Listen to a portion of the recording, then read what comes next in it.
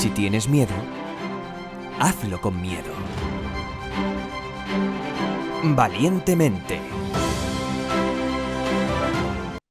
Bienvenidos a Valientemente. Hoy, en un nuevo episodio, tengo la suerte de traer una vez más, porque es una persona que este podcast de verdad es parte de él, es su casa. De hecho, debo decir que hoy recordaba que yo empecé con Valientemente gracias a que David me dijo que me animara a hacer mi propio podcast, porque yo hacía entrevistas para el podcast de Full Músculo. Y llegó un día donde él me dijo, oye, ¿y por qué no haces tu propio podcast? Y yo dije, ¿yo mi podcast? Sí, seguro. Y pues sí, un tiempo largo después y casi 70 entrevistas después, aquí estamos, ¿no? Una vez más, y para mí, bueno, pues es una persona que me inspira. Y estamos aquí para hablar con David de Full Músculo de su libro 100 dosis de ciencia para el cuerpo y la salud perfecta, lo que viene a decir los 100 mejores tips, hábitos y estrategias basados en la última evidencia científica para conseguir el cuerpo y la salud que deseas. Y este libro me parece muy heavy que todavía no hayamos hablado de él en este podcast. Así que bienvenido, David, a Valientemente. Nada, gracias de verdad, Tere. Yo alucino, no, bueno, yo voy a contar la historia real. Yo la eché de mi podcast y le dije que abriera el suyo.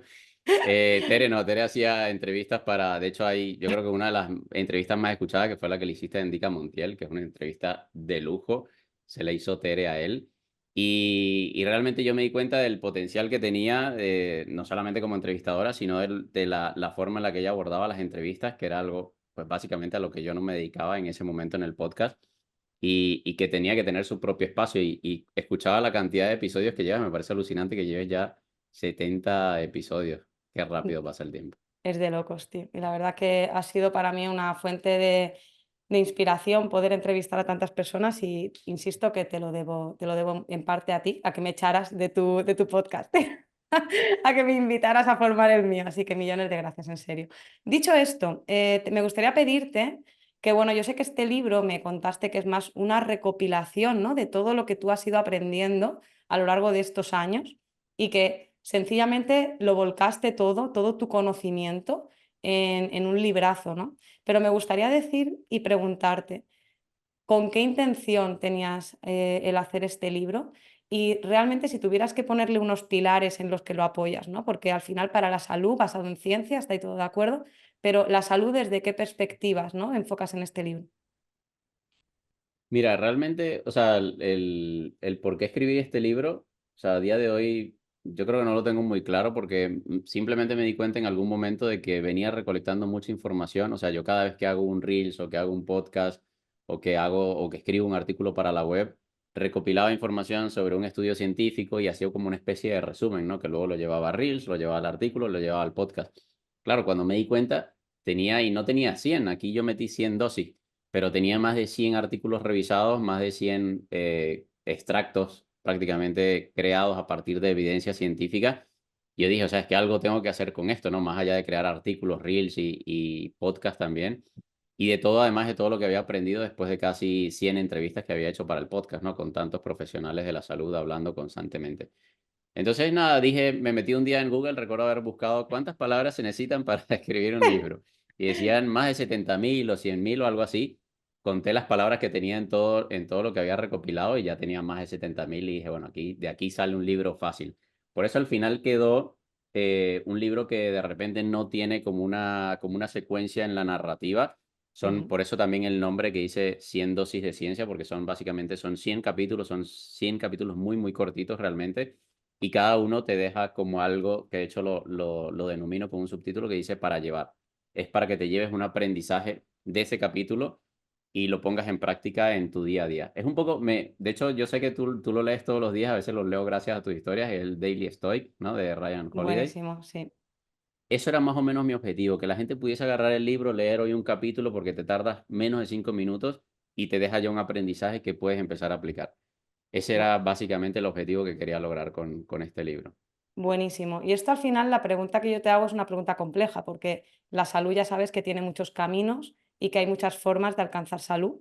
Y yo sé que, bueno, pues al final en el libro enfocas píldoras desde distintos ángulos y hay parte de entrenamiento, pero hay otros pilares que también atajas, ¿no?, en el libro. Entonces, ¿cuáles son para ti ahora mismo y estén o no en el libro, pero preferentemente que estén en el libro, ¿cuáles son los pilares que tú entiendes, ¿no?, que sostienen la salud?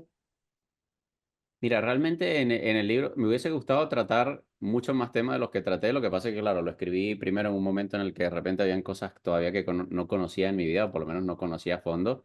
A día de hoy hubiese metido parte mucho de mentalidad o psicología, el tema grounding también.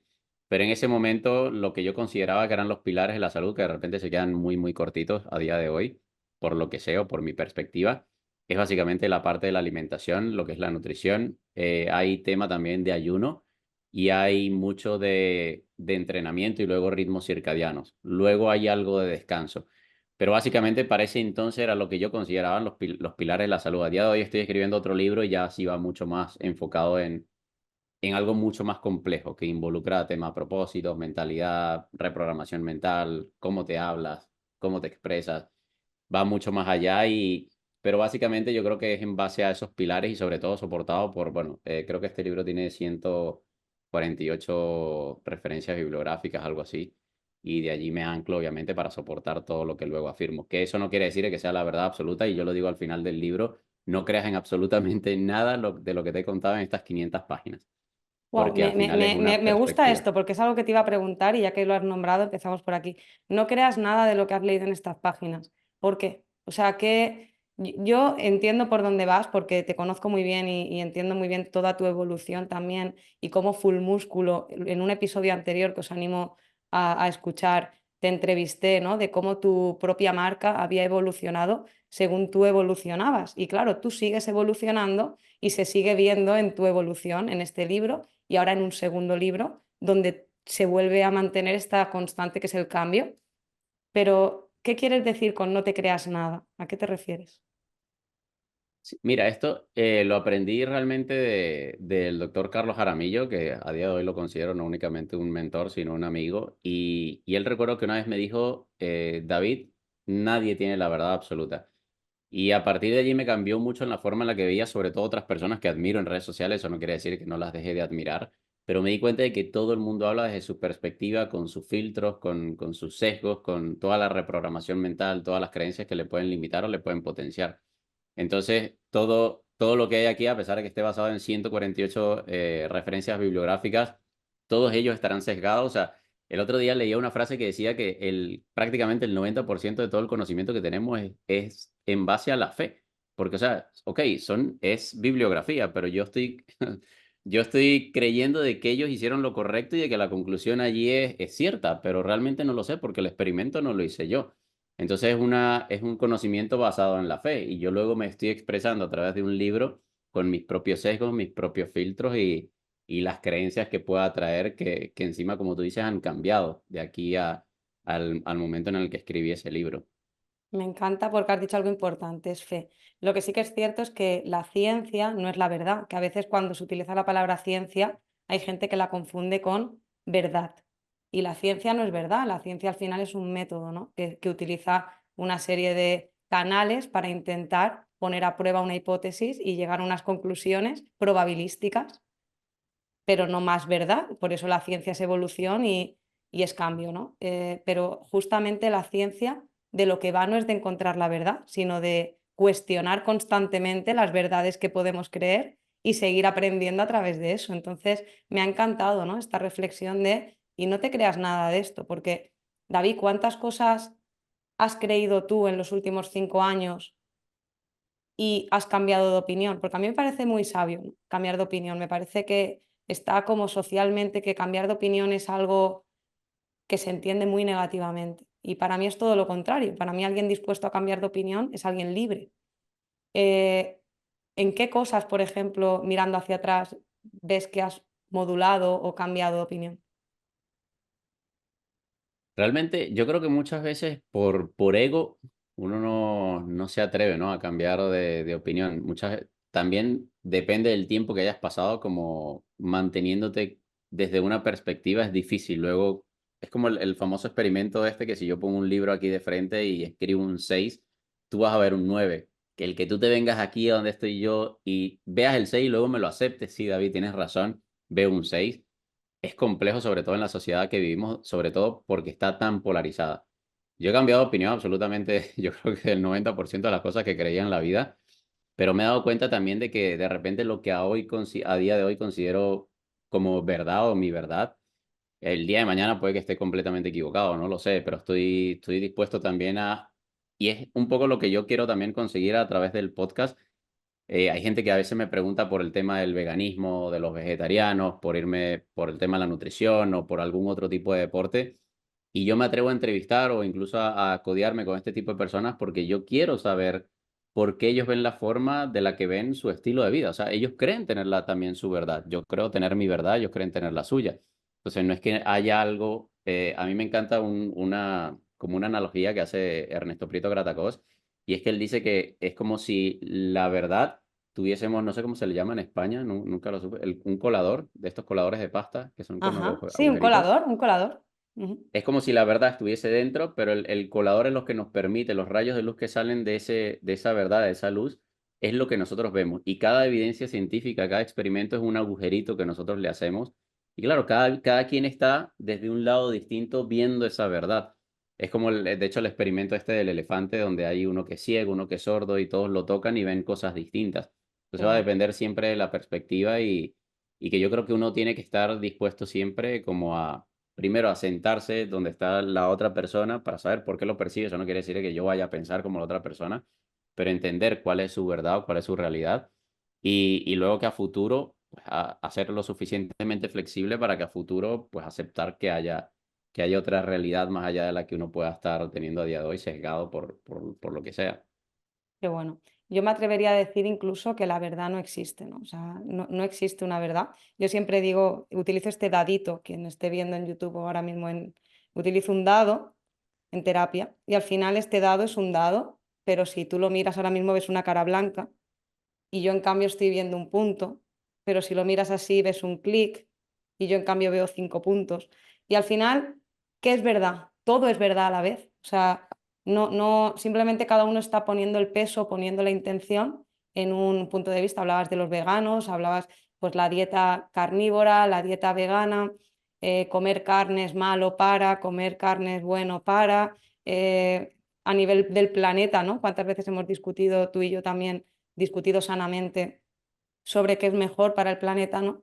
Pues al final cada cosa tiene sus pros y sus contras y probablemente pudiéramos tener razón ambos a la vez y entender esto pues nos da mucha más flexibilidad. Y yendo al tema, ¿no? También de alimentación, por ejemplo, que aquí en el libro, como tú dices, me parece súper interesante porque los pilares, dices alimentación, entrenamiento, descanso, ritmos circadianos, la luz también, y luego otros pilares como el grounding, la salud mental, ¿vale? Pero, coño, estos 4 pilares ya son muy potentes y aquí sale un librazo de esos 4 pilares y luego otros, ¿no? Pero estos 4 pilares evidentemente son fundamentales y aquí hay píldoras muy, muy interesantes de esos 4 pilares que como tú decías, en alimentación sobre todo hay muchísima guerra, muchísima controversia, en entrenamiento también, de lo que hay que hacer, lo que no hay que hacer. Y aquí pones cositas muy, muy chulas que me gustaría que empezáramos a ver, ¿no? A desgranar y que tú me dieras tus puntos de vista sobre estos temas. Un tema que tratas mucho en el libro,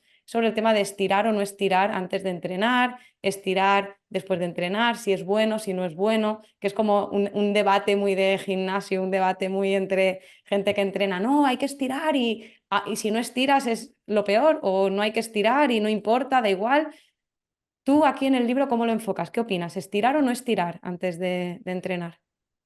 Mira, antes de responderte esa pregunta, porque me parece interesante, era comentar, porque en muchas ocasiones en las conferencias que hago año tras año, como obviamente incluyo muchos profesionales y no todos coinciden en todo, que es lo que la gente no entiende, hay gente que me reclama, ¿cómo es posible que uno dice esto y el otro dice todo lo contrario? Y yo le digo, es que allí es donde está el truco.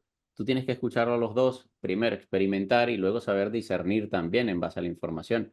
O sea, imagínate que aquí coincidiéramos en todo, el mundo sería tan aburrido. O sea, si tú coincides en absolutamente todo lo que yo coincido, no habría debate, no habría nada. Las redes sociales nacieron para el debate, lo que pasa es que perdió totalmente el objetivo que tenían en un principio. Y a mí me encanta una frase que vi una vez en una presentación de Jaramillo, que él decía, todas las dietas funcionan y ninguna dieta funciona.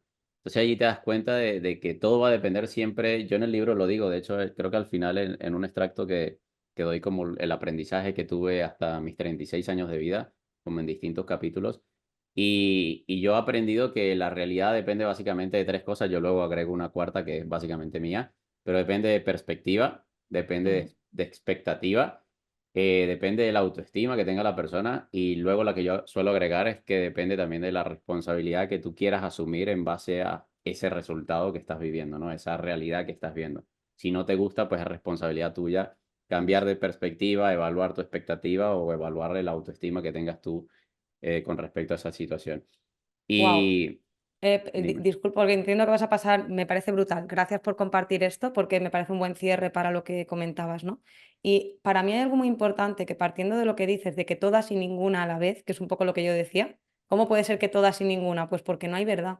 Y creo que es un gran mensaje que le lanzas aquí a tu audiencia y a la gente que nos escucha, y es tío, tened pensamiento crítico. No hay verdades. Alguien que te venda una verdad absoluta te está engañando. Alguien que te diga que solo hay un único camino para llegar a un sitio, probablemente está sesgado y huye de él, huye de absolutismos, huye de totalitarismos y céntrate en empíricamente. Empíricamente es que tú lo sientas en ti, en tu cuerpo. Pruébalo y mira a ver a ti qué te sirve. Siéntelo, que no te lo cuenten, siéntelo, atrévete a experimentar. Gracias por compartir eso, me parece brutal. Mira, y volviendo, no, a mí me parece también indispensable que la gente entienda eso, de que no hay verdad absoluta. Yo he visto, o sea, yo he tenido la capacidad de entrevistar a más de 200 profesionales, muchas veces convivir con ellos. Con Tere conviví, con muchos de ellos he convivido, he compartido, conocí incluso su familia, a sus parejas, a sus hijos, etcétera. Y te das cuenta que también hay un sesgo importante de que de estas personas estamos viendo solo lo que ellos quieren compartir en redes sociales. Entonces la gente se obsesiona con eso, con un sesgo. Entonces ya ni siquiera aquí estamos hablando de lo que ellos pueden compartir a nivel de evidencia, sino de lo que luego la gente quiere imitar y que se obsesionan con imitar ese estilo de vida. Entonces creo que aquí también es importante como saber discernir de con qué te quedas y qué no, qué es aplicable en tu vida y qué no, y ser lo suficientemente flexible como pues para cuando no. Mira, para que tengas una idea, yo tengo un Excel que si esto lo viera mi psicólogo, el quien fue mi psicólogo hasta el año pasado, me mataría, porque es un Excel con checks de todas las cosas que quiero hacer todos los días. Y yo me daba cuenta justamente ayer de cómo comencé de forma constante y disciplinado, marcando todos los checks, cumplía todos los hábitos. Y luego te vas dando cuenta de que no, hay unos que sí haces, hay otros que no, y está bien. O sea, lo importante es que seas constante y que entiendas de que algunas cosas, pues, obviamente requieren más disciplina que otras, que tienes que hacerlo cuando toca, pero que hay otras, pues, que obviamente también necesitan esa flexibilidad de, al final es como todo, ¿no? El entrenamiento hay días para entrenar, pero tienen que haber días para descansar. El ayuno es igual, hay momentos para ayunar y hay momentos para comer. La ducha fría, yo lo he hablado con Ernesto Prieto Gratacós. Él me dice, David, son estresores horméticos. ¿Qué sentido tiene si te metes en un baño de agua fría todos los días? Es que pierde todo el sentido del estresor hormético, ya deja de ser estresor hormético. Entonces yo creo que también es dejarse de obsesionar con las cosas que vemos que hace la gente en las redes sociales, porque siempre estamos viendo lo que ellos quieren mostrar y pensamos que son continuamente en todo el día, todos los días de ese mismo modo. Qué guay. Quería hacer simplemente esa aclaratoria. Millones de gracias. Y bueno, si te parece bien, hacemos eso. Vamos a desgranar ciencia, vamos a ir viendo pildoritas que hablas en este librazo. Y si te parece empezar por ahí, porque la verdad es que a mí me llama la atención, porque es algo que se escucha mucho. Me gusta porque son cosas como muy prácticas, muy de debate, de calle, muy de lo que suele generar controversia.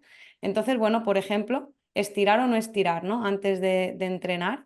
¿Tú aquí qué has estudiado, qué has leído, qué nos puedes contar? Mira, pasa un poco como lo que veníamos hablando. Y bueno, y cuando Tere dice que es un librazo, parece una Biblia, realmente es enorme. O sea, se los advierto desde ya. De hecho, tiene 500 y tantas páginas. No es el tipo de libro que le guste a las editoriales. Es muy grande y no tiene como una continuidad, una narrativa. Pero aquí pasa un poquito con el tema de la ciencia también en el mundo del entrenamiento, es que no hay una verdad absoluta. O sea, hay mucha gente que luego se obsesiona con a qué hora, y esto me lo preguntan constantemente, ¿a qué hora hay que ir a entrenar? O cuál es la mejor hora para ir a entrenar? La mejor hora para ir a entrenar es a la hora que tú puedas ir a entrenar. O sea, no hay más, porque yo soy esa persona, el problema está en que, claro, la evidencia dice algo y de repente te dice que es mejor entrenar en la tarde, pero luego vas y buscas otro estudio y te va a decir de que si entrenas en la mañana te puedes adaptar a ese entrenamiento en la mañana. Entonces ahí te das cuenta de que no hay una verdad que sea única para todos por igual. Que sí, que la ciencia te va a indicar de repente qué puede ser lo más óptimo en X contexto, pero en una población, en la población que se hizo ese estudio además, que casi siempre se hace en hombres, entonces está sesgado por todos lados. Y la gente muchas veces por eso yo a día de hoy no me gusta tanto decir de que algo Sí, o es claro, o estirar o no estirar. Por eso digo que es como, evidentemente partimos, por eso me ha encantado la introducción. Va a depender, ¿no? De un contexto, va a depender de ti, va a depender de tu idiosincrasia, va a depender y simplemente no hay un sí o un no. Ahora, que no sé si hay algo que, o en tu caso, ¿qué haces? Si al final, en tu caso empírico, ¿qué has descubierto? O en este estudio o en estos estudios que ves en el libro sobre el estiramiento, ¿qué opinión te merece? Sí, mira, en el caso del estiramiento es curioso porque previo al calentamiento, no, previo al, perdón, al entrenamiento, o sea, yo soy completamente honesto en las redes sociales, yo ni estiro ni caliento, o sea, me da pereza absoluta. Obviamente hay técnicas como para introducirte en el entrenamiento, obviamente para no estar propenso a una lesión, y son técnicas pues, que igual se narran en el libro. Pero previo al entrenamiento no hay beneficio, sino que incluso pudiese ser contraproducente, básicamente por lo que buscas, que es estirar el músculo, y luego en el entrenamiento lo que buscas más bien es tensión muscular. Entonces habría que hacer un estiramiento dinámico, perdón, si se hace un estiramiento pasivo al inicio.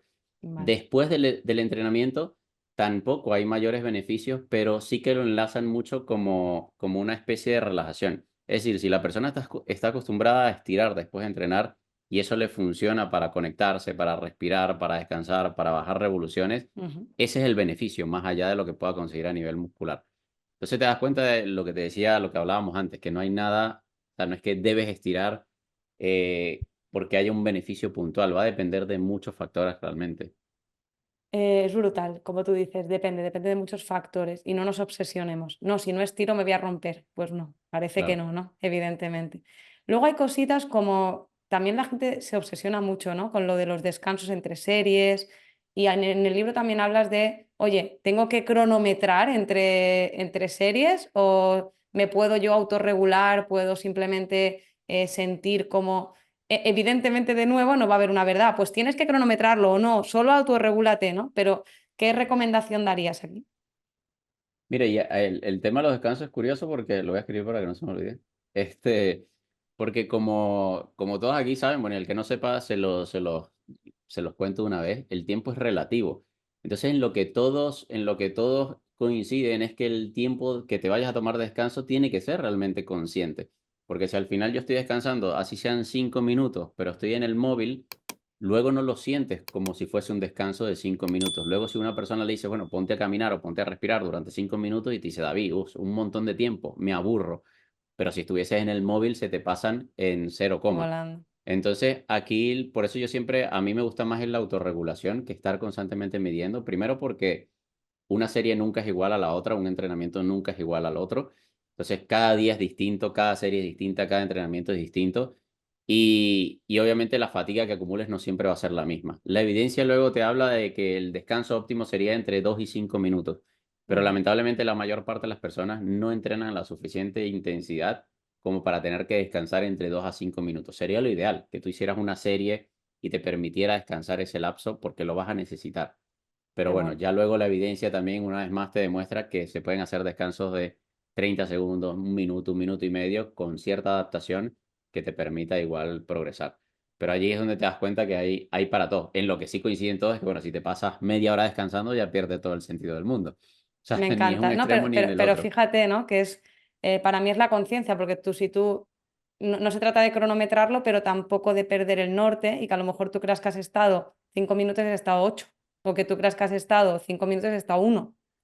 Entonces, realmente tener una especie de cronómetro consciente, ¿no? Sería algo así, que Sí, se rija en unos márgenes razonables, pero sin obsesionarnos con, ah, no, en lugar de 60 segundos o 120 segundos fueron 127, mierda, ya no voy a rendir en la siguiente serie. Pues no nos volvamos locos.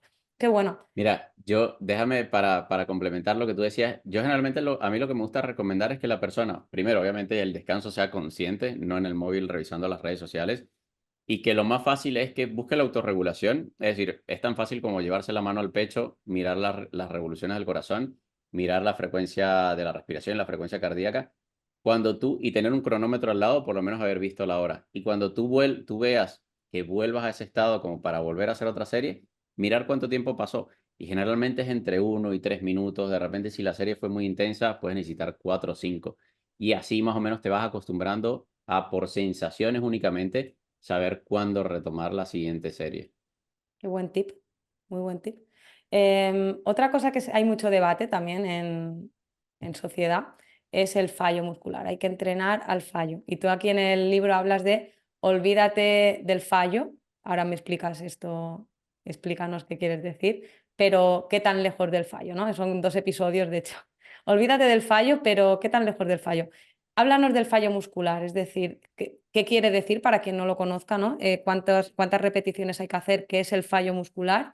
¿Y por qué tú recomiendas que te olvides del fallo? Mira, de hecho, creo que son como 2 capítulos principales en los que hablo del fallo muscular. Luego hay otros que como los toco como también muy por encima. Hay mucha evidencia a día de hoy con respecto al fallo y como todo. O sea, consigues uno que te dice que sí más cerca, que no más lejos, que sí, que intermedio. Pero en lo que coinciden todos una vez más es que, bueno, primero la famosa frase no pain, no gain le hizo mucho daño a la industria del fitness y de la salud. La gente piensa que tiene que ir a matarse literalmente en el gimnasio, si no, ¿para qué voy a ir? O si no, bueno, es que no vale la pena. Generalmente no ven progreso y no es por el entrenamiento, casi siempre es por otros hábitos que les están lastrando.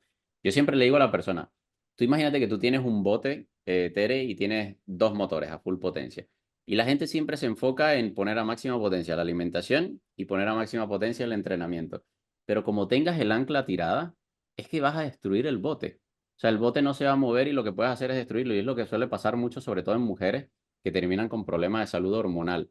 ¿Por qué? Porque se van a un déficit energético, se están matando en el gimnasio, pero de repente no descansan bien, no tienen buenos ritmos circadianos, no tienen o no tienen ni siquiera buenas emociones. O sea, hay muchas cosas que pueden estar influyendo. Entonces, siempre ve a ver qué es lo que te está lastrando, levanta el ancla y allí sí, empieza a tirar y no vas a tener los que poner a full potencia los motores. Entonces, la famosa frase no pain, no gain le hizo mucho daño a la industria del fitness y de la salud. Y básicamente lo que ha descubierto la ciencia es que primero llegar al fallo no es beneficioso, o sea, estar constantemente. También hay que entender, y quiero aclararlo a la gente que nos vaya a escuchar, de que es muy difícil. La mayor parte de la gente entrena muy lejos del fallo. Esa es la cruda realidad. Para quien no sepa el Entonces, fallo, si puedes hacer una pequeña explicación por si alguien no sabe a qué nos referimos. Tú haces una serie, vale, ¿no? De 10 sentadillas, ¿qué sería llegar al fallo o cerca del fallo? mira, la mejor forma, les voy a dar un ejemplo de cuál es la mejor forma de experimentar un fallo muscular y luego se los voy a explicar con un ejercicio de gimnasio.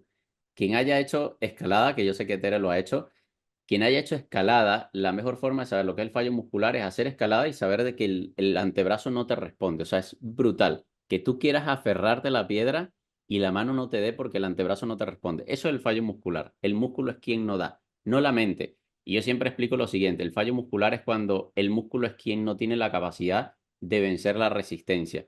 ¿Qué pasa? Que antes generalmente puede suceder, generalmente siempre lo primero que sucede es un fallo mental. Si tú dijiste voy a hacer 15 repeticiones, y pudieses haber hecho 20 a la 15, tu mente te va a decir, David, aquí ya está, no nos engañemos, déjalo hasta ahí. Si tú sigues, probablemente luego lo que pueda venir es un fallo técnico, que es que empiezas a compensar. Si estás haciendo un curl de bíceps, pues empiezas a balancearte. Y lo último y ahí habría que abandonar por un fallo técnico, un fallo de técnica. Y lo último que ocurre es el fallo muscular, pero es el músculo quien ya no responde. No tu cabeza, generalmente uno puede más, pero es tu cabeza perdón, el músculo cuando se llega al fallo muscular, el músculo es quien ya no puede más. Por eso en la escalada es el ejemplo Doy fe. perfecto. Doy fe. Buenísimo. Vale, entonces, ¿qué dice la ciencia, no? Que te he interrumpido para que comentaras este tema por si alguien no sabía lo que era el fallo. Pero, ¿qué dice la ciencia al respecto, no? Porque tú comentas, oye, no hace falta que vayas al fallo. Mira, y antes quería dar un ejemplo con un par de ejercicios y llegar al fallo muscular, por ejemplo, unas flexiones de pecho. No es que se lo esté recomendando a nadie que lo haga, porque o busquen un buen odontólogo primero antes de hacerlo. Es básicamente que te vas a ir de cara porque el músculo no te va a ayudar a soportar el peso esa, que es la resistencia, que sería en este caso el peso corporal. En una flexión te irías de frente contra el suelo, en una sentadilla pues te irías de culo contra el piso. Entonces, porque el músculo es quien ya no da más. Tú me preguntabas el tema del fallo, o sea, la evidencia aquí es clara, no hay que entrenar al fallo muscular, o por lo menos Ujú. no siempre hacerlo de forma estratégica, pero tampoco hay que entrenar muy lejos. porque en ambos casos es perjudicial. En uno no vas a progresar, obviamente porque estás entrenando más allá de Ujú. esa, como esa intensidad mínima que necesitas para progresar, y el otro te puede perjudicar porque aumenta el riesgo de lesión. Entonces allí sí evaluaríamos la intensidad como una línea recta del 0 al 10, teniendo en cuenta que el 0 pues es nada, ningún tipo de Sí, intensidad, y 10 es fallo muscular. Estaríamos hablando de que hay que entrenar entre 7 y 9 para que sea... vale. Luego hay estudios que indican de que incluso en 5 y 6 se Ujú. pueden ver progresos, sobre todo en principiantes. Un principiante con oler, yo siempre digo que con oler la pesa, no me malinterpreten, no vayan a oler las pesas en el gimnasio, que con solo oler la pesa va a progresar, y es con que el simple hecho de ir y entrenar con la capacidad que puedan van a ver algún tipo de progreso. Exacto, sí, que con entrar al gimnasio o pagar el ticket no vale, tienes que hacer algo también, pero sí que ese nivel de intensidad, que no hace falta llegar a un nivel altísimo, que a veces dices, no hace falta, con un nivel 7 estaría suficiente para poder progresar, ¿no? Otra cosa muy interesante es en la mujer, que también es algo que hablas en el libro, ¿no? ¿Cómo cambia el entrenamiento en la mujer? ¿Realmente cambia? ¿Es necesario que la mujer entrene diferente al hombre? ¿Qué nos puedes decir sobre el entrenamiento en la mujer? Mira, esto, a mí me encanta este tema porque en muchas ocasiones, sobre todo las mujeres, piensan de que tienen que entrenar muy distinto al hombre. Y si bien la mujer puede tener más fuerza, sobre todo en tren inferior, que el hombre, no cambian muchas variables, ni en cuanto a la alimentación, ni en cuanto al entrenamiento. Y me hace gracia porque no hace mucho se hizo viral un Reels, no sé si lo habrás visto, que está un hombre entrenando y dice como que el hombre entrenando a lo largo de los días y siempre entrenando como igual. Y luego la mujer, y bueno, un día con pesas más pequeñas, un día con flojera, otro día. Y te das cuenta que la evidencia luego te demuestra que si bien hay cambios, no voy a decir que no haya cambios hormonales, obviamente está el ciclo hormonal de la mujer, pero hay mujeres que entrenan a la misma intensidad teniendo o no teniendo la regla. Hay mujeres que le incomoda la regla y no van a entrenar, y hay mujeres que pueden entrenar incluso teniendo la menstruación. Entonces, lo que pasa es que tenemos muy normalizado también el dolor, y el de que frente a la incomodidad, pues tenemos que quedarnos en casa o descansar. O sea, aquí va a depender también de la capacidad que tenga la persona de enfrentarse a una incomodidad, de enfrentarse a la incomodidad dependiendo de cada uno de la tolerancia que tenga frente a esa incomodidad. Pero sí que Sí, se puede ciclar aquí como todo, como te hablaba en el tema del descanso, que vayan a sensaciones. Es que si te duele, si te incomoda, te sientes fatal, pues no vayas a entrenar, o al menos sal a caminar. Pero si te sientes de puta madre y tienes fuerza, pues ve y dalo todo. Entonces, si tienes que ciclarlo de ese modo, pues cíclalo. Igual vas a aprovechar porque igual es un beneficio. fíjate que es interesante porque una cosa es que a lo mejor la propia mujer durante sus ciclos pueda ajustar el volumen o pueda ajustar ciertos parámetros para sentirse mejor. No quiere decir que en global entrene muy diferente a un hombre, son cosas distintas. Una cosa es que ajustes, es como si un hombre que, yo qué sé, por circunstancias personales tenga cambios a lo largo de las semanas, porque hay un día que trabaja más en un sitio que tiene que hacer muchas cargas, pues oye, esa semana ajusta un poco el entrenamiento, pero no quiere decir que ese hombre entrene distinto a otros hombres. Simplemente a lo mejor ajustará el volumen, pues porque hay días que está más cansado o hay días que tiene, ¿no? Pero el entrenamiento hombre-mujer, yo creo que me encanta que cada vez se normalice más, ¿no? Un cuerpo de mujer fuerte, un cuerpo de mujer no fuerte, no, es que si entrenas fuerza te pones como Hulk. No, no, si fuera tan fácil, los hombres estarían súper contentos. El tema es, no, no es tan fácil. Ahora bien, que sí que es verdad que cada vez yo creo que socialmente, no sé qué opinas tú, de lo que te llega a ti, ¿no? A tu comunidad. Las mujeres no buscan esa delgadez extrema, sin forma, totalmente plana, sino de tener pues más fuerza, más músculo, estar fuertes, ya no solo por estética, sino también por salud. Sí, que ya a día de hoy creo que las mujeres son mucho más conscientes también del hecho de que ganar fuerza justamente, bueno, primero lo que tú hablabas antes es un mito, ojalá fuese tan fácil ponerse el tamaño que tiene Arnold Schwarzenegger, por ejemplo. O sea, ya hay esteroides, ayudas ergogénicas, etcétera, de por medio, y muchos años de entrenamiento además. Y que encima aquí estamos hablando de funcionalidad, ¿no? Aquí lo que queremos, siempre estamos, yo creo que sesgados por lo que de repente por el contexto de la sociedad. Y si bien en el pasado lo bonito era una mujer súper delgada y frágil, a día de hoy esa imagen ha cambiado bastante, ¿no? A día de hoy creo que la mujer tiene como esa necesidad de también pues, tener fuerza, ser independiente, ser funcional a todos los niveles. Y en eso te ayuda mucho el entrenamiento de fuerza. Y luego las bases no son muy distintas. Los ejercicios que le funcionan a un hombre le funcionan a una mujer. siempre va a haber obviamente prioridades. Generalmente el hombre le da prioridad al torso porque quiere verse más ancho, más grande, más voluminoso arriba. Las mujeres suele ser al contrario. Y aquí lo que yo siempre les digo, sobre todo a las mujeres que llegan preocupadas, no es que yo no me quiero ver como un hombre. Yo le digo, vale, tú te ves todos los días al espejo, ¿cierto? Tú vas al baño y te cepillas los dientes. Ok, tú cuando te des cuenta de que se te está marcando mucho el hombro, se te está ensanchando mucho la espalda, la primera que lo vas a ver eres tú y me vas a decir, David, es que ya yo no quiero que la espalda me siga creciendo. Y así como te ha crecido, si tú la dejas de entrenar, pues el cuerpo de forma inteligente deja de derivar recursos a ese músculo y lo vas a ir perdiendo. Entonces uno es capaz de modelar su cuerpo y uno se ve todos los días al espejo y uno es literalmente el que trabaja martillazo a martillazo ese físico. Entonces, mientras entiendas eso y que las bases son las mismas para todos y que literalmente con una misma rutina puedes progresar toda la vida, tienes todas las herramientas Qué para poder bueno. trabajar. Me gustaría hacer un par de preguntas más sobre entrenamiento. Como verás, lo voy a separar por bloques, ¿no? Me gustaría hablar de entrenamiento y vamos a hablar también de suplementación, vamos a hablar de alimentación, pero me gustaría hacer un par de preguntas más sobre entrenamiento porque son cosas que constantemente escucho, ¿no? En el gimnasio, en la calle. Por ejemplo, otra cosa que planteas en el libro es, ¿puedo progresar sin planificar? Porque hay que tener como un plan, ¿no? Y aquí hay partidarios de todo, ¿no? Yo entreno y fluyo y a mí me gusta ir y hacer lo que a mí me tal. No, no, yo tengo un entrenamiento súper planificado y o hago lo que pone en el plan o se va a la mierda todo, ¿no? ¿Tú qué opinas? Ya no tú qué opinas, sino tú qué has averiguado, ¿no? En todo este tiempo. Progresar planificando, progresar sin planificar. ¿Qué nos dices? Mira, una vez más, aquí es que yo antes decía, yo decía mucho esto en redes sociales, de que si la respuesta para todo lo que tú me estás preguntando fue, o sea, si yo fuese completamente honesto, según lo que dice la evidencia, siempre depende. Depende, Y allí sí, se total. acabaría el debate. Y se Porque quedó una entrevista un poco rara. sí, y duraría 5 minutos.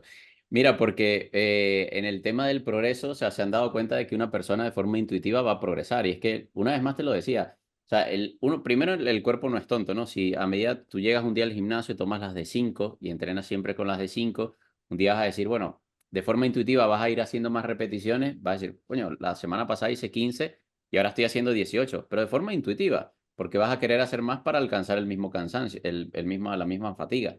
Y luego de un día para otro vas a decir, ah, voy a probar las de 10. Entonces se han dado cuenta con evidencia de que aún sin una planificación la persona puede progresar haciéndolo de forma intuitiva.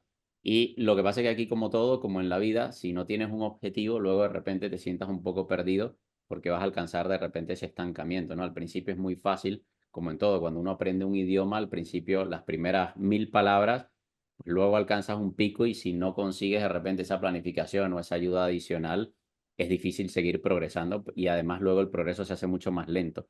Entonces allí es donde hay que afinar un poco. Pero en cualquier persona que esté empezando realmente se puede hacer todo de forma muy intuitiva.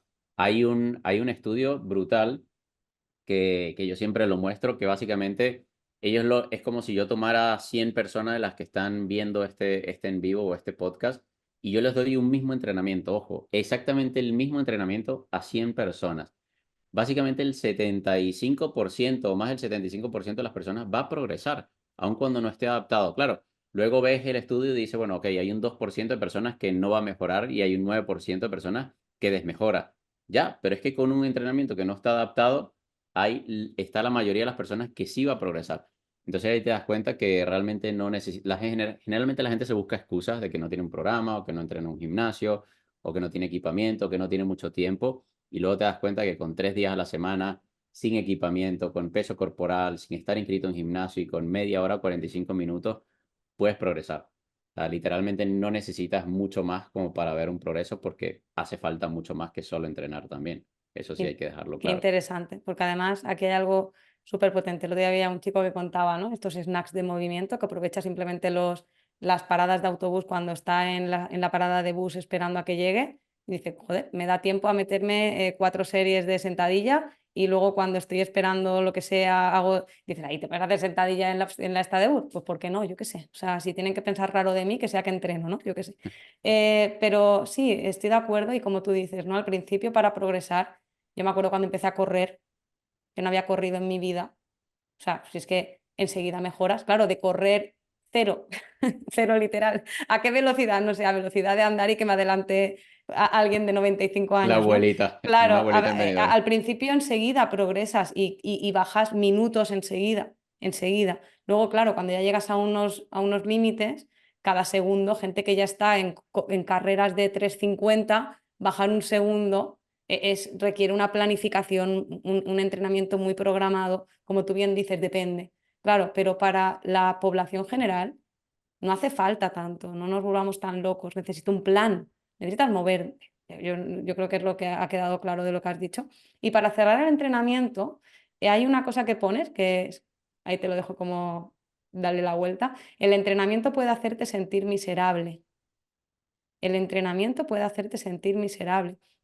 Y aquí en realidad me gustaría que me explicaras por qué el entrenamiento a veces también incluso no tiene por qué ser el centro, ¿no?, de cualquier cambio, por qué el entrenamiento, como tú decías, hay otras cosas que son importantes, pero ¿cómo que puede hacerte sentir miserable? Qué te sugiere? Mira, yo quería agregar antes con respecto a la pregunta anterior que me recordé. Yo estuve el año pasado en Rosario, que me invitaron a hacer a dar una charla allá, en una mesa redonda y luego a hacer una charla. Y era un festival de movimiento, habían chicos haciendo acroyoga, haciendo calistenia, haciendo parada de mano, haciendo absolutamente todo excepto entrenamiento de fuerza. Y yo allí me di cuenta y lo hablaba luego con los chicos que les entrevisté y les decía, o sea, me he dado cuenta durante estos 3 días, porque duró 3 días, primero que me he sentido como un niño, porque estás jugando literalmente, haciendo la estrella, parada de mano, acroyoga, que me pareció brutal, que algún día lo tienes que hacer. Y me di cuenta de que el entrenamiento de fuerza sí es importante y considero a día de hoy, sigo considerando que es innegociable, pero que hace falta mucho más allá. O sea, hace falta lo que tú comentabas antes, aprender a movernos y que ese movimiento sea funcional. Lamentablemente el entrenamiento de fuerza cada vez es más rígido y es en ejes, ¿no? O sea, estás constantemente en patrones de movimiento que luego en el día a día no son tan realistas, a pesar de que te pueden ayudar y yo considero que la fuerza es innegociable. Pero luego el aprender a moverte, el aprender a hacer una parada de mano, el aprender a hacer una estrella, estar en cuclillas, una parada, o sea, tantas cosas realmente para las cuales nuestro cuerpo está hecho que nos estamos limitando demasiado si solamente vamos al gimnasio y entrenamos. Y, y lo que tú decías del entrenamiento y que te puede hacer sentir miserable, y es porque yo veo que mucha gente, sobre todo en el gimnasio, pasan horas entrenando para empezar. No es Ujú. sostenible a largo plazo. Yo veo personas, salvo que vivan de eso. Nuestra amiga María, Squad Fit, que vive de eso, ya se puede permitir ir para el gimnasio y pasar 3 horas. Está brutal, pero porque esa chica se graba, hace contenido, vive de ello, vive de su físico y de lo que enseña y es entrenadora personal. Pero una persona normal que no tiene tiempo tiene que buscar lo que sea sostenible a largo plazo. Y ese capítulo del libro que habla justamente de esa sensación, a mí me gustó, yo lo puse en el libro porque literalmente la palabra, o sea, miserable, te lo dice el estudio, no es una palabra que me inventé yo. Y es cuando se van a muchas repeticiones, el entrenamiento se alarga demasiado, la sensación descrita por los participantes es justamente esa, que le hace sentir miserable y es por lo largo del entrenamiento. Entonces, el capítulo habla justamente de que puedes entrenar en rangos intermedios, en rangos más bajos, en rangos más largos, o sea, en rangos más amplios. Pero si te vas a 40, 50 repeticiones y a descansos muy largos, terminas haciendo tan extenso el entrenamiento que te genera esa fatiga incluso mental, ¿no? El sentir que has pasado 2 horas en el gimnasio y que tienes que pasar 2 horas todos los días es realmente fatigante a nivel mental. O sea, ni siquiera yo lo hago. Me parece brutal y además me encanta porque si me está escuchando mi entrenador, yo tengo mi entrenador y me gusta tenerlo. Un Y saludo para Horacio. un saludo para Horacio, sí. Y bueno, él sabe, él se reirá cuando escuche esto, pero él cuando me pone series con menos peso, pero más repeticiones, como tío, o sea, a mí me fatiga, es como, pero me fatiga mentalmente, se hace como muy largo, digo, oye, no podemos regularlo y ya lo sabe, entonces se ajusta a mí, esto es lo que hablábamos. No, pero también hay que meter, si no te digo que no y de vez en cuando, pero ajustemos el entrenamiento a que sea adherente, a que a ti te resulte satisfactorio y como hay una horquilla, como tú bien decías, no hay que hacer esto sí o sí de esta manera. ¿Ves? Si hay una horquilla y a mí me fatiga muchísimo mentalmente irnos a muy poco peso con muchas repeticiones, a lo mejor prefiero hacer un peso más medio y unas repeticiones más medias. Y realmente la sensación es mental, ¿no? Qué importante esto de escucharte, escuchar tus sensaciones y aprender a adaptar lo ideal a lo que tú necesitas para que sea algo que se sostenga en el tiempo, muy, muy potente. Bueno, pues brutal. Vamos a cambiar de tercio. vamos a hablar de algo, ¿no? Que el otro día justo además compartí un story y lo recompartiste porque me acordé de ti, te puse, y es el mejor suplemento, ¿no? Yo puse que era el autocuidado, el sol, la naturaleza, el entorno social, el mejor autocuidado, ¿no? Que es el suplemento ahí potencialmente enriquecedor. Y tú aquí en el libro hablas mucho de suplementos para quemar más dinero que grasa y también hablas de suplementación de mierda y hablas de muchas cosas que es como, sé que no eres el mayor fan de la suplementación. Bueno, pero cuéntanos, ¿no? ¿Qué es esto de suplementos que queman más dinero que grasa? Mira, de hecho hay otro capítulo que también es bastante interesante porque habla también de suplementación y es que uno de los 3 suplementos más vendidos, y los voy a dejar con la duda, bueno, no le voy a decir cuál es, no solamente de los más vendidos, sino el más consumido por culturistas en el mundo. Entonces te das cuenta de que no tienen una evidencia científica clara detrás, de que luego no funcionan realmente para lo que te dicen funcionar, y es uno de los suplementos que más se vende en el mercado allí fuera. Y el de la suplementación específicamente hablando de quemagrasa, es que literalmente, o sea, es también una manipulación del mundo del marketing. Esto va un poco como relacionado con el mundo de la alimentación. En la portada o en la etiqueta pueden poner muchas cosas que luego no se cumplen en lo que dice detrás en la etiqueta nutricional. Y mucha gente puede pensar, y mucha gente de hecho piensa que yo estoy en contra de la suplementación. Yo no es que esté en contra de la suplementación, de hecho aquí tengo 2 o 3 suplementos que a día de hoy no los tomo ninguno, pero generalmente incluyo algún tipo de suplementación. Lo que pasa es que hay tanta gente recomendando suplementos allí fuera, y yo lo que quiero que aquí entiendan es que la industria de la suplementación ha hecho exactamente, ha copiado la misma estrategia que ha utilizado durante años la industria farmacéutica, que es básicamente patrocinar, en este caso, entrenadores y nutricionistas, que no es que esté mal, pero luego hay un sesgo. Si tú ves a todo el mundo tomando suplementación, piensas que es necesaria. Entonces, cuando te das cuenta luego que hay debajo pilares fundamentales que la mayor parte de la población no está cumpliendo, que justamente esto era lo que iba, la historia que subiste todo ese día, tú ese día estabas caminando, haciendo grounding, tomando sol, respirando aire fresco, meditando tal vez mientras caminabas. Entonces, eso es gran parte de lo que no tiene la mayor parte de la población. Entonces, luego vienen y me preguntan, bueno, pero es que Filugo recomienda la creatina, pero tú no. Ya va, pero es que para empezar, no hay suplementación indispensable, salvo que tengas una deficiencia nutricional, eso lo aclaro desde ya, y que luego la suplementación no va a hacer el trabajo por ti. Entonces, si no estás viendo, sobre todo lo llevo a hablar en el caso de la creatina porque es el suplemento con más evidencia en el mercado de la Sí, industria de la suplementación. para quien no lo vea, David En- está haciendo así con los deditos. Entonces, Comillas, claro, comillas. comillas, comillas. Entonces, claro, aquí lo que quiero que entiendan es que si no estás viendo progreso sin el suplemento, nada indica que vas a ver progreso con el suplemento, sobre todo en casos de principiantes. Y en la mayor parte de la población son principiantes o en su caso novatos o intermedios en el mejor de los casos. Entonces, por eso no, yo intento hacer ver de que las personas, primero, quiero que entiendan la otra cara de la moneda. Probablemente el 90% de los suplementos que hay en el mercado no sirve para nada, no son seguros, no están basados en evidencia científica, pueden estar contaminados con prohormonas o estimulantes, con metales pesados también, que probablemente no los necesiten para el objetivo que están buscando. Entonces, que busquen esto es al final como yo hago mucho la analogía, de hecho creo que lo hago en el libro del taburete, ¿no? Y las 3 patas o las 5 patas, las que le ponga, dependiendo del profesional, hay pilares que tienes que van a sostener ese taburete. Y que si no tienes los pilares, cualquier cosa que le vayas a poner arriba en ese taburete se va a caer. Entonces, los suplementos es como lo que tú le pones encima del taburete. Primero asegúrate de tener las patas bien fijas, que sostengan bien esa base, que te pueda sentar y luego ya le puedes empezar a poner y ajustar. Pero la realidad es que la mayor parte de la población puede pasar años solamente Mm, ajustando las patas de ese taburete. brutal. Sí que, como decíamos, ¿no? Es necesario planificar seriamente un entreno. Quizás sí para alguien que ya hace tantas cosas de una manera tan, que ya busca algo muy específico, ¿no? Esa planificación específica. Pero para alguien que quiere empezar a correr, en mi caso, como de mi rotonda a tu rotonda, que habían 2 rotondas, yo no podía correr ni una, no hace falta que planifiques tanto. Intenta correr lo que puedas y enseguida empezarás a bajar tiempos, no hace falta que te vuelvas muy loca. La suplementación igual, ¿no? Quizá, a no ser que tengas, hay algunos que sí que se sabe que al final suele ser tendencia, que tenemos poca cantidad, por ejemplo, de omega 3 cositas así, que sí que se sabe que por norma general tenemos poca cantidad, ¿no? De omega 3. Aquí, ¿qué opinas? Porque sí que es un suplemento que sí que he escuchado que suele tener, pues, una buena recomendación, pero por lo que tú decías, porque suele haber una carencia.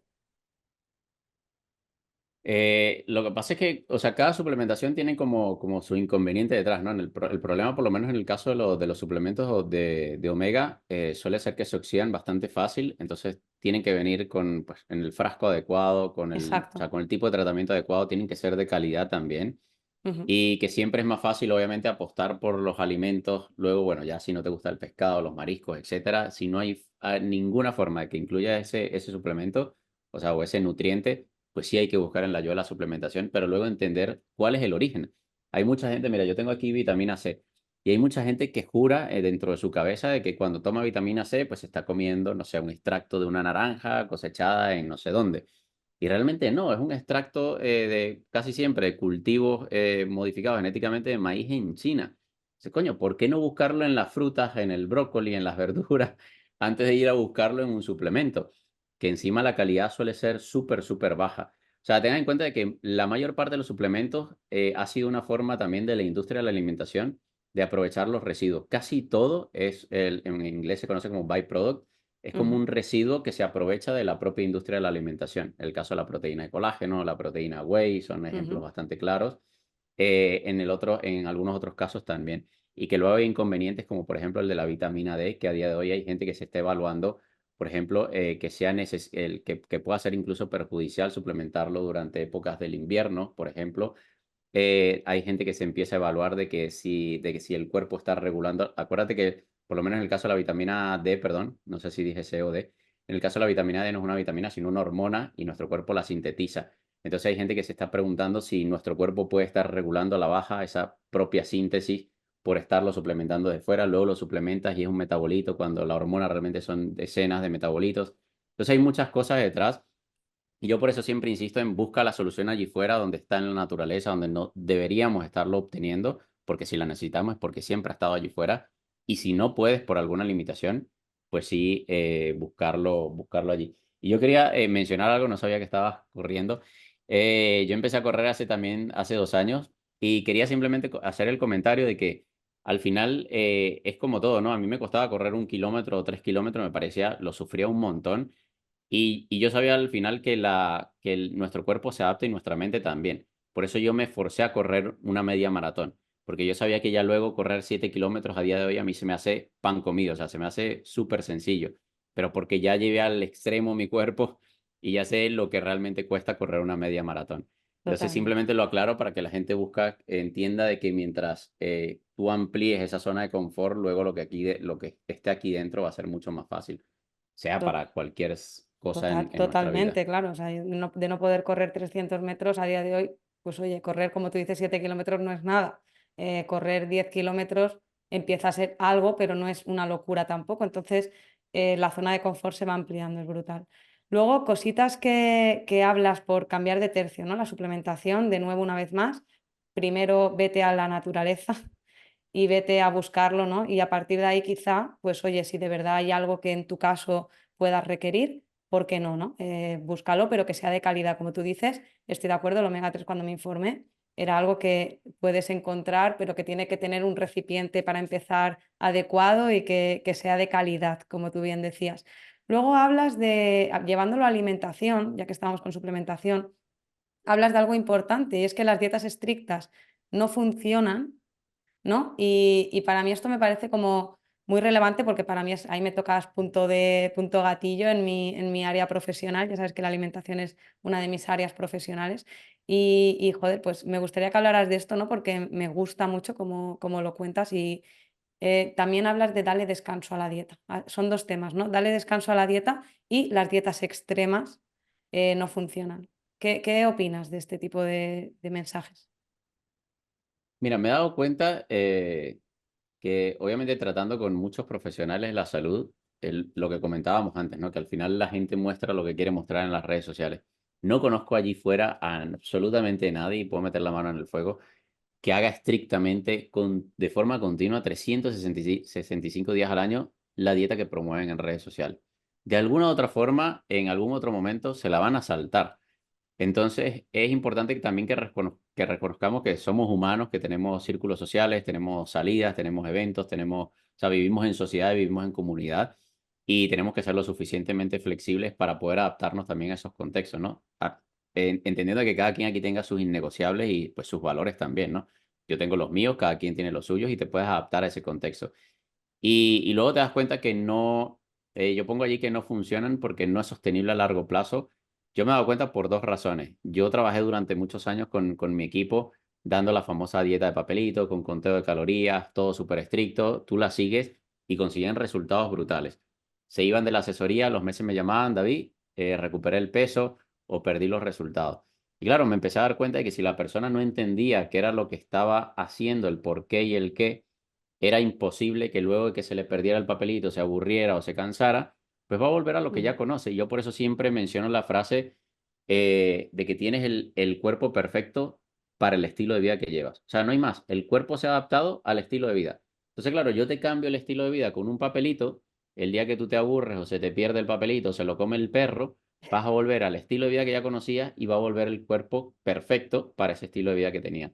Entonces yo a día de hoy con mi equipo me dedico justamente con un protocolo que hemos diseñado desde hace 2 años, a enseñarles realmente cómo buscar densidad nutricional, que es lo primero que necesitan, y luego, conjunto con una guía y una formación, a enseñarles a comer hasta saciedad, enfocándose en nutrientes y obviamente que puedan conseguir su objetivo, pero que sea sostenible, que ellos ya el día de mañana, y se los digo siempre, nuestros programas son de 3 meses, yo le digo a los 3 meses no te quiero ver más, porque no es mi interés de que tú dependas de mí, dependas de mi equipo, yo necesito que tú sepas comer. O sea, al mundo llegamos solos y deberíamos ser capaces de alimentarnos de forma consciente, adaptándonos al contexto, entendiendo que el contexto, pues el entorno es obesogénico, dopaminérgico, etcétera, entendiendo pues las limitaciones que podamos tener cada uno, adaptarnos y comer en base a lo que necesite nuestro cuerpo y no a lo que quiera en ese momento nuestro cerebro o nuestro paladar. Importante. Siendo flexibles, entendiendo que habrá salidas donde no todo lo más importante sea la densidad nutricional. A veces la importancia de la salida no es la densidad nutricional, es simplemente compartir tiempo con alguien y si el plato no es el más denso nutricionalmente, estás nutriendo tu salud social también, estás nutriendo otras áreas de tu vida y no pasa nada. Lo que pasa es que sí que prioriza por norma general esa salud nutricional, ¿no? Brutal. Cositas curiosas, dime cómo desayunas y te diré qué tantos antojos tienes, porque tú y yo ya hemos hecho unas cuantas de antojos. ¿Cómo que dime cómo desayunas y te diré cuántos antojos tienes? ¿A qué te refieres? Mira, eso es un capítulo, creo que es uno de mis capítulos preferidos del libro porque te das cuenta de cómo empieza el día la persona, sabes perfectamente cómo lo va a terminar y probablemente sea buscando en la nevera algún dulce a medianoche porque no aguanta la ansiedad o los antojos. Y es porque básicamente, y yo esto también lo explico, creo no sé si en el último capítulo del libro, en alguno por allí, y es que el cerebro quiere una cosa, pero el organismo le da prioridad a otra. Entonces, se ha identificado con evidencia científica de que nuestro cerebro le da prioridad o quiere o tiene más ansia por los carbohidratos. De repente a nivel evolutivo tenía sentido porque era un pico de energía que te permite seguir moviéndote, ¿no? Ujú. Pero tu organismo le da prioridad a los nutrientes, a la densidad nutricional. ¿Qué pasa? Que nosotros estamos constantemente ya desde el desayuno dándole bollería, dulces, harinas, alimentos densos en energía, que es energía que luego no vamos a utilizar porque nos sentamos en un escritorio durante 8 horas. ¿Qué es lo que pasa? Que de forma inteligente, y esto es lo que intento que la gente entienda, tu cuerpo quiere que sobrevivas, entonces él te va a seguir pidiendo nutrientes porque no se lo diste con el desayuno. Le diste energía, de puta madre, no lo utilizaste, ¿qué hizo tu cuerpo? Lo almacenó. Ok, ¿dónde están los nutrientes? Te vuelve a pedir comida a la hora y media, a la hora. Entonces, ¿qué vuelve a hacer la persona? Se vuelve a parar, se compra un dulcito, una bollería, una harina y le vuelves a dar energía. Tu cuerpo va a seguir insistiendo durante todo el día y lo que hace la persona es diluir la poca cantidad de nutrientes que tú hubieses necesitado, que se la pudiese haber aportado con un buen desayuno, lo diluyes en una cantidad de porquerías a lo largo del día. Entonces, por eso la persona pasa todo el día con ansiedad y con antojo. Y ese ciclo no lo vas a romper hasta que tú no entiendas de que tu organismo le da prioridad a una cosa, pero tu cerebro está valorando más otra, que es justamente los alimentos ricos en carbo o ricos en azúcares. Qué Entonces, guay. entender que el cerebro quiere que nosotros sobrevivamos, pero no le da igual de que a ti no te guste cómo te veas. O sea, él dirá, bueno, me dio energía este tipo hoy en la mañana, que no la está utilizando porque está sentado, además el tarado, pues yo la voy a almacenar, pero le voy a seguir pidiendo porque yo necesito nutrientes para poder sobrevivir.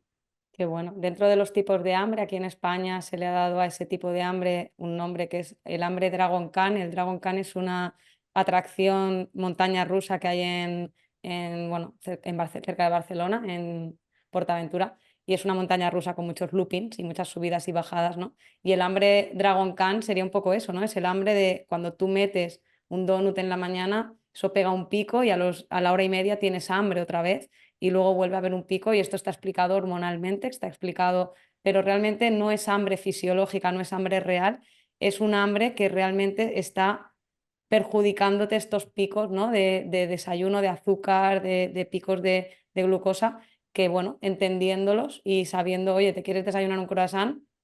Ocasionalmente valóralo, pero sabrás que a la hora y media probablemente tengas más hambre que incluso si no hubieras desayunado nada, que hubieras hecho un ayuno hasta el mediodía, probablemente tengas más hambre a las 12 comiéndote un croissant a las 10 que no comiendo nada hasta las 2. Esto es curioso, hay gente que no lo entiende, pero es verdad, es real, es hambre. Dragon Khan, en este caso, es el nombre que le han puesto, que lo he escuchado más de una vez y me llama la atención, ¿no? Así que totalmente. Otra cosa que hablas de apetito, y es más te mueves, menos apetito tienes. ¿A qué te refieres? Mira, también es, o sea, al final cuando entiendes cómo funciona nuestro cuerpo y la fisiología que hay detrás, tiene sentido de que cuando estás bajo un estresor, tu cuerpo no tiene tiempo realmente para darle prioridad a la comida. Tiene sentido porque a nivel evolutivo, bueno, de hecho, recuerdo que en una de las conferencias te entrevisté con el tema de la ansiedad, que Ujú, también lo evaluamos un poquito de cómo tenía sentido a nivel evolutivo, ¿no? Casi todo, o bueno, casi todo, no, todos los mecanismos que a día de hoy pues nos están jugando una mala pasada tenían sentido en un contexto totalmente distinto al que tenemos los ujú, últimos 75 100 años. Entonces, claro, en este caso, si tú estás bajo un estrés, tiene sentido de que tu cuerpo no esté concentrado en digerir algo o en hacerte sentir hambre porque está enfocado de repente en el estresor de turno. A ujú, día de hoy es el entrenamiento, pero antes era escapar de un depredador, luchar contra una tribu, lo que fuese. En ese momento tu cerebro no va a estar pensando, bueno, tengo hambre y te vas a parar a tomar un snack, que esto es una aberración, por ejemplo, que hacen los corredores, con el perdón de los corredores, pero es la realidad. Tengo un capítulo pendiente de hablar de ello, el de estar constantemente metiendo geles de glucosa mientras están corriendo. Entonces, pero bueno, ya quedará para un episodio hablar de ello, pero porque justamente el cuerpo está bajo un estrés. Y bajo ese estrés, de hecho, esto se puede comprobar perfectamente con analíticas. Si tú te haces una analítica de sonulina, que es básicamente un indicador de permeabilidad intestinal, luego de haber hecho un entrenamiento de alta intensidad, te vas a dar cuenta que la sonulina está disparada. Y esto generalmente ocurre por el calor que se genera a partir de ese estresor, que es el ejercicio, y se genera una mayor permeabilidad intestinal. Esto tendría sentido porque, claro, bajo ese estrés, tu cuerpo está intentando absorber lo más que puede lo que tenga en ese momento en el sistema digestivo. Entonces, tú imagínate bajo ese estrés estar ingiriendo algo y con ese nivel de permeabilidad. Entonces, pero bueno, son cosas que a día de hoy obviamente se hacen bajo un contexto de querer aumentar el rendimiento en algún deporte en específico, sobre todo a alto nivel, pero son cosas que se deberían reevaluar porque a largo plazo pueden ocasionar. De esto habla mucho, por ejemplo, Indica Montiel, ¿no? De todo el daño que se están haciendo deportistas con este Me hábito. gusta mucho lo que planteas y estoy convencida, y esto te lo digo porque sabes que me va la marcha, que probablemente haya voces que defiendan todo lo contrario, y estoy convencida que haya verdad en ambas. Es decir, habrá ventajas en esos geles que se toman y habrá muchas desventajas que quizá nos están valorando y nos están evaluando y nos están teniendo en cuenta, que son nuevas evidencias científicas, que el problema es cuando no se escuchan todas las voces, todos los parámetros, y me encanta que vayan saliendo nuevas ideas, ¿no? De algo tan normalizado como es un gel en mitad de una carrera, que es súper normalizado. Entiendo que si se hace tendrá sus partes de verdad, tendrá sus ventajas, y está muy bien que haya gente que diga, bueno, ya están con mierdas o ya están con tonterías. Probablemente de aquí a no tanto tiempo, igual que el ayuno antes era una locura y ahora ya no lo es, pues empiecen a venir voces como la tuya que dicen, oye, pero esto también, que a lo mejor esto del sobrecito de azúcar habría que reevaluarlo y habría que valorarlo, entendiendo que tampoco será mentira lo que se hace, será un depende, un equilibrio, y todo tendrá un gris, ¿no? Y para acabar, porque ya sabes que tú y yo nos podemos tirar 12 horas y sé que tenemos cositas ambos, última pregunta, y al final es una mezcla entre uno de los temas que tocas en el libro, que es el tema de la luz artificial, el tema de los ritmos circadianos, el sueño, ojalá nos diera tiempo a todo. Y mezclando un pack de ambos, la luz artificial te está haciendo engordar. ¿Qué tienes que decir, ¿no? Sobre la luz artificial, sobre sobre cómo influye, ¿no? en nuestra vida y en este caso en nuestro aumento de grasa, ¿no? Mira, esto es brutal porque y es algo que mucha gente no sabe allí fuera, que el metabolismo de las grasas depende mucho de tu relación o cómo te relacionas con la luz, ¿no? Tanto la artificial como la luz solar. Y por eso ves personas enfocándose en la dieta, enfocándose en el entrenamiento, porque he tenido casos dentro de la comunidad que no progresan y cuando te das cuenta es casi siempre por ritmo circadiano o por descanso. Ujú, Y tienen que entender de que justamente el metabolismo como tal de las grasas depende justamente del tipo de luz a la que te expones. Estás constantemente dándole una señal errónea a tu organismo a través justamente de todos esos receptores que tenemos, tanto en nuestra piel como en nuestros ojos, haciéndole creer que constantemente estamos de día. Está siendo de día y además que no es una intensidad lo suficientemente fuerte. ¿Qué es lo que sucede? Que si estás constantemente dentro de una habitación, para tu cuerpo es de día, pero no es la misma intensidad de si estuviese fuera o si yo estuviese ahora mismo en el balcón. Entonces, luego, ¿qué pasa? Que anochece y yo sigo con esta misma intensidad. Por eso muchas veces las personas tienden a comer tarde por la noche y no se dan cuenta de que le están dando las señales incorrectas a su organismo, más allá de que luego tienen normalizado, tienen todos los espacios de sus casas condicionados para comer, ¿no? No, es que yo me siento a ver Netflix y me da hambre. Claro, si siempre te has sentado a ver Netflix comiendo algo, tú esto lo sabes mejor que yo, que trabaja de la parte psicológica, pues tu cerebro no es tonto, va a decir, bueno, este ser se está sentando aquí y siempre me da de comer, ¿por qué hoy no? Y te va a pedir comida. Entonces, si luego tienes condicionado todos tus espacios para comer, pues obviamente eso junto con la luz artificial es el detonante para que estés constantemente. Y que luego ahí, esto creo que sí lo digo en el último capítulo del libro, es que luego la respuesta hormonal es completamente distinta. Yo por eso tú bien lo sabes, no estoy muy de acuerdo con el tema del conteo de calorías, porque un mismo plato, no digo que sea una herramienta de medición interesante, ¿no? Pero un mismo plato igualado en calorías y macronutrientes, comido durante el día, comido durante la noche, tiene una respuesta hormonal completamente distinta. Entonces, por eso luego la gente no entiende el por qué no están perdiendo peso si tienen un déficit calórico y terminan de repente incluso con problemas hormonales. Pero bueno, ya eso quedaría para otro Eso episodio. que me encantaría que lo habláramos porque, de nuevo, lo de contar calorías me gusta porque tú tienes tu mensaje y yo el mío y creo que aquí vemos dos, como decíamos con el dado, ¿no? Vemos dos caras de un mismo dado. Yo sí que soy partidaria, ¿no? de que nos puede ayudar a aprender a relacionarnos con la comida de otra manera y también entiendo que no podemos entender la nutrición como calorías porque va más de nutrientes que de calorías. Lo que pasa es que contar calorías tiene una ventaja de cara a aprender a conocer que sí que hay un componente energético en la comida y que evidentemente por mucho que coma muchos nutrientes, si como 5.000 calorías de frutos secos, pues estoy comiendo por encima de mis requerimientos, ¿no? Por mucho que sea de día o de noche. Y como siempre depende, ¿no? Qué brutal. Y me encanta lo de que al final nuestra forma de comer se ve influida por los ritmos de luz. Recientemente en el episodio anterior entrevisté a Antonio Valenzuela y hablamos sobre, sobre las mitocondrias y la luz. Y justo he cambiado las bombillas de mi salón a luz roja y por las noches las tengo en roja, que el otro día lo vimos y yo lo he notado, ya lo he notado, yo lo siento, lo que hablábamos antes de la empírica. Siempre podemos seguir avanzando y mejorando y cada cambio suma un extra, ¿no? a nuestra salud y yo ya lo estoy notando tanto en mi sueño como en la regulación también de mi sueño, de incluso de mi apetito, como tú decías, se nota. Cuando tú a partir de X hora de la noche pones un tipo de luz que te predispone al sueño, ya lo notas y es increíble, es brutal. O sea que sí que 100%, al menos empíricamente, yo no he visto el estudio personalmente, pero ya te digo que empíricamente y por personas como tú o Antonio Valenzuela que me han dado tips, ya lo he cambiado y lo estoy notando. O sea que estos libros, como el de Antonio, como el tuyo, como todo lo que estamos viendo aquí hoy, que no, yo animo a la gente que no se queden con un mensaje, sino que lo prueben, que experimenten, que hagan, que todo lo que ha dicho hoy David hagáis un cambio. Coged algo de todo lo que ha dicho y haced un cambio. Sentid, por ejemplo, lo del corazón que has dicho antes, ¿no? Para entre series. Probad algo, dejad de mirar el móvil entre series. No sé, coged algo. Es que hay tantas cosas hoy dichas aquí que son brutales. Así que siendo respetuosa con tu tiempo, vamos a ir cortando. Ya sabes que hay una frase que siempre pido al final y además me encanta porque los que venís repetidos al podcast, esta frase puede ir cambiando o ser la misma y eso me emociona, ¿no? La frase es, si yo tuviera que preguntarte una palabra, una frase, un mantra que te represente o que quieras transmitir al mundo hoy, ¿cuál sería? Mira, la que más me gusta es la frase que ya te dije, porque yo creo que le da sentido a todo y la gente, para mucha gente, es como un baño de agua fría porque te demuestra la responsabilidad que tienes, ¿no? De cara a lo que ves en el espejo, cómo te sientes a nivel físico.